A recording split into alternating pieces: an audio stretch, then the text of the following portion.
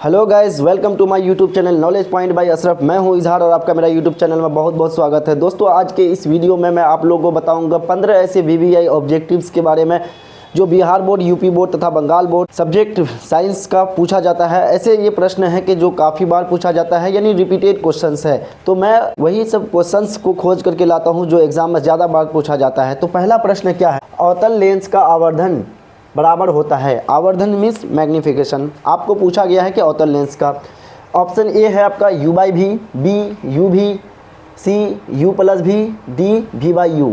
v जो है आपका प्रतिबिंब का दूरी है और u जो है क्या, वस्तु का दूरी। तो इसका ऑप्शन नंबर डी जो है सही हो जाएगा। आवर्धन बराबर होता है v/u। प्रश्न संख्या 2 है, गोलीय दर्पण में फोकसांतर एवं वक्रता त्रिज्या के बीच संबंध है। जब कोई गोलीय दर्पण है उसका फोकसांतर और वक्रता त्रिज्या के बीच में संबंध पूछा है तो ऑप्शन ए में है r = 2f, B f = r, C f = 2/r, D r = f/2। तो इसका सही उत्तर जो हो जाएगा r = 2f, यानी वक्रता त्रिज्या जो होता है वो फोकसांतर का दुगुना होता है। ये बात हमको याद रखना है। प्रश्न संख्या 3 है, सामान्य नेत्र के लिए दूर बिंदु है। जब भी सामान्य नेत्र के बारे में बात किया जाए, दूर बिंदु का बात करें तो इसका उत्तर होगा अनंत। अगर निकट बिंदु का बात करें सामान्य नेत्र का तो 25 सेंटीमीटर होता है। तो हम लोग देखो, ए में दिया हुआ 25 मीटर, बी में 25 सेंटीमीटर, सी में 25 मिलीमीटर तथा डी में अनंत। सामान्य नेत्र का दूर बिंदु पूछा है तो ऑप्शन नंबर डी अनंत जो है इसका सही उत्तर हो जाएगा। प्रश्न संख्या 4 है, मानव नेत्र वस्तु का प्रतिबिंब निम्न में से किस भाग बनाता है? तो इंसान का आँख में फोटो प्रतिबिंब इमेज जो है कहाँ पे बनता है? ऑप्शन ए कॉर्नियम, B iris, C retina, D पुतली। इसका सही उत्तर बच्चों जो रेटिना है, रेटिना पर हमारा प्रतिबिंब बनता है आँख में। प्रश्न संख्या 5, ओम के नियम का गणितीय रूप है। Option A I = VR, option B I = V/R, option C I = R/V और ऑप्शन डी I = V+R। तो ओम के नियम के हिसाब से I = V/R हो जाएगा इसका सही उत्तर। प्रश्न संख्या 7, विद्युत फ्यूज विद्युत धारा के किस सिद्धांत पर कार्य करता है? यानी यहाँ जो दिया हुआ है कि जो विद्युत फ्यूज है वो धारा के कौन सा सिद्धांत पर काम करता है? ऑप्शन ए है उष्मीय, ऑप्शन बी चुंबकीय, सी रासायनिक तथा डी इनमें से कोई नहीं। इसका सही उत्तर बच्चों उष्मीय हो जाएगा। ऑप्शन नंबर ए, उष्मीय सिद्धांत पर जो है विद्युत फ्यूज काम करता है। प्रश्न संख्या 8 दिया हुआ है बच्चों कि पवन विद्युत जनित्र में पवन की चाल कम से कम होनी चाहिए। ऑप्शन ए 15 किलोमीटर प्रति घंटा, बी 150 किलोमीटर प्रति घंटा, सी 1.5 किलोमीटर प्रति घंटा, डी 1500 किलोमीटर प्रति घंटा। तो पवन विद्युत जनित्र में पवन की चाल जो होनी चाहिए कम से कम 15 किलोमीटर प्रति घंटा होनी चाहिए। ऑप्शन ए इसका सही उत्तर हो जाएगा। प्रश्न संख्या 9 है, जो दहन कर उष्मा उत्पन्न करते हैं, यानी दहन करने के बाद यानी जलने के बाद जो हमें हीट दे उसको हम लोग क्या कहते हैं? उन्हें कहा जाता है इंजन, ईंधन, तापक, इनमें से कोई नहीं। बच्चों जो जलने के बाद हमें उष्मा दे उसे हम लोग क्या कहते हैं? ईंधन, यानी अंग्रेजी में उसे हम लोग फ्यूल कहते हैं।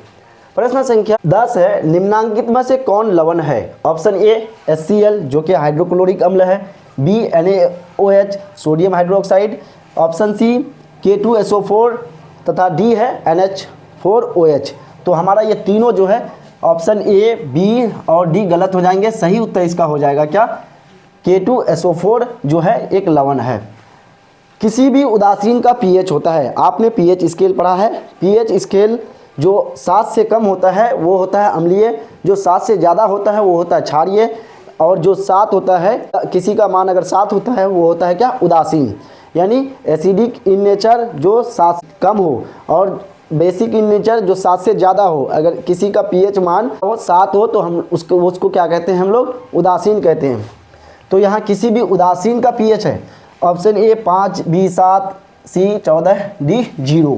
तो 7 है तो यानी उदासीन है। 7 से कम रहता तो क्या? अम्लीय। अगर 7 से ज़्यादा रहे तो क्षारीय। प्रश्न 12 है, मैग्नीशियम की परमाणु संख्या 12 है, इसका संयोजकता क्या होगा? बच्चों आप लोग के एलिमेंट जानते हैं। के में 2 इलेक्ट्रॉन रख सकते हैं, एल में 8 रख सकते हैं। तो 8 2 10 हो गया। हमको कितना इलेक्ट्रॉन पूरा करना है? 12 है, क्योंकि परमाणु संख्या मैग्नीशियम का 12 है तो इलेक्ट्रॉन भी 12 होगा, प्रोटॉन भी 12 होगा। तो 8 2 10 2 12। तो बचा जो बाहरी कक्ष में जो इलेक्ट्रॉन मौजूद होता है उसी को हम लोग संयोजकता यानी वैलेंसी कहते हैं।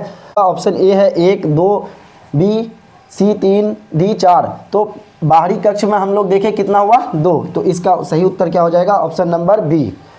प्रश्न संख्या 13 है, बेंजीन का अणुसूत्र है, बेंजीन का A option CH4, B C2H2, C C6H6, D C2H4। तो बच्चा बेंजीन का जो अणुसूत्र होता है C6H6 होता है, ऑप्शन नंबर सी इसका सही उत्तर हो जाएगा।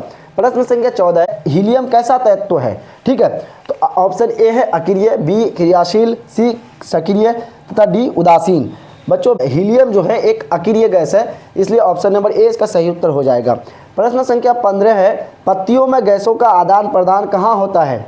अगर पत्तियों में गैसों का आदान प्रदान पूछे या वाष्पोत्सर्जन पूछे, इसका दोनों का उत्तर जो होता है वो हो जाएगा रंध्र, ऑप्शन नंबर बी। बाकी सीरा, मध्य सीरा, इनमें से कोई नहीं, ये तीनों ऑप्शन गलत हो जाएंगे। पत्तियों में गैसों का आदान प्रदान जो होता है रंध्र द्वारा होता है। उम्मीद करता हूँ दोस्तों ये वीडियो आपको अच्छा लगा। अगर अच्छा लगा तो वीडियो को लाइक करें, चैनल को सब्सक्राइब करें, अगर नया है चैनल पे बेल आइकन को भी प्रेस कर दें, क्योंकि मैं रोज़ एक नया इंटरेस्टिंग नॉलेजेबल इन्फॉर्मेटिव वीडियोस लाता हूं। खास तौर पे अभी जो बोर्ड एग्ज़ाम का बच्चा लोग का तैयारी चल रहा है, उन बच्चों के लिए मैं MBBI, BBI subjective plus objective जो भी जितना साल का रिपीटेड क्वेश्चंस है उसको मैं अभी सॉल्व कराऊंगा।